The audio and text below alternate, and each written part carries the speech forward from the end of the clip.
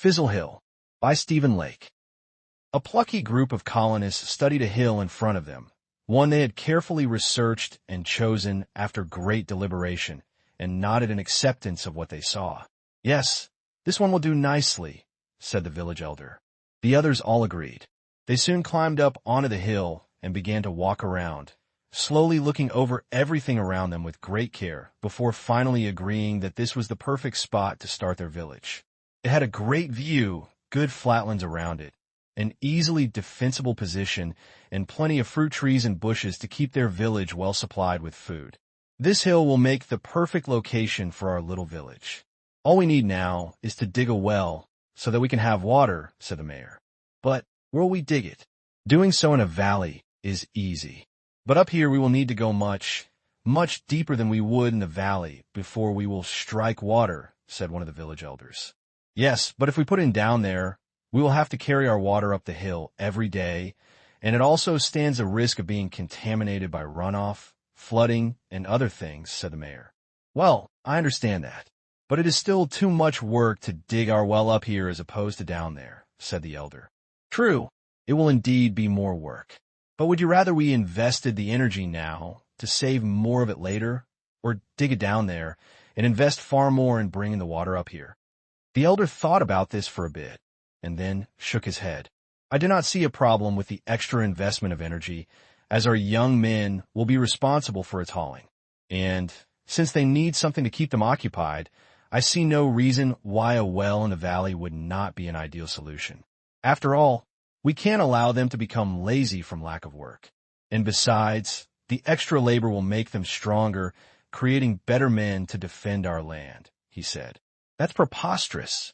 What you suggest will do little more than make them into beasts of burden rather than valued citizens of our village," relied the mayor. Just then the village mage stepped forward.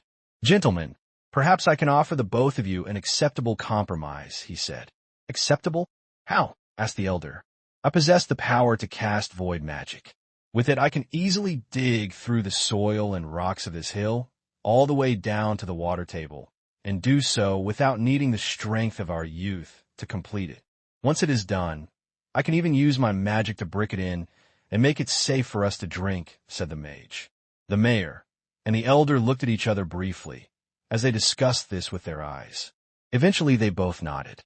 Turning back to the mayor said, "You may proceed." The mage smiled at this, and then spent several minutes discussing with the two men where the best place would be to place the new well. Having decided on the most ideal location, the mage walked over to it and began his incantation. Shortly after, a large, black disc, about 5 feet in diameter, appeared above the ground, and then dove into it. With swiftness and sharpness, it carved its way downward with surprising ease as it descended deeper and deeper into the earth, quickly passing 10 feet, then 20, then 30.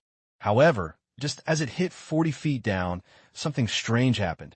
The mage, to his surprise, felt the void circle suddenly let loose, as though having punched through the ground and into a hidden cavern beneath the earth. Sensing this, he quickly ended the spell. A moment later, a powerful, explosive rush of air erupted out of the newly dug hole, as though someone had just let all the air out of a balloon. And, to be completely frank, what happened next almost perfectly matched that thought as the hill, seemingly relieved of a huge amount of supporting pressure, began to sink. Bit by bit, foot by foot, it slowly descended downwards, moving ever lower and lower until it came to rest with a thud. To the complete surprise of everyone there, they now found themselves standing on a former hilltop that was perfectly level with the surrounding valley. The villagers all looked at this in wonder and amazement, as their quaint little hill had somehow magically deflated right in front of their eyes. Seeing the strange and peculiar aftermath caused by the mage's void spell, both the mayor and the elder looked at each other briefly, and then at the mage, who merely shrugged. "This wasn't my doing," he said. The village elder, upon hearing this, turned his attention back to the mayor and said, with a hint of deep incredulity, "I told you we should have dug it in the valley." The end.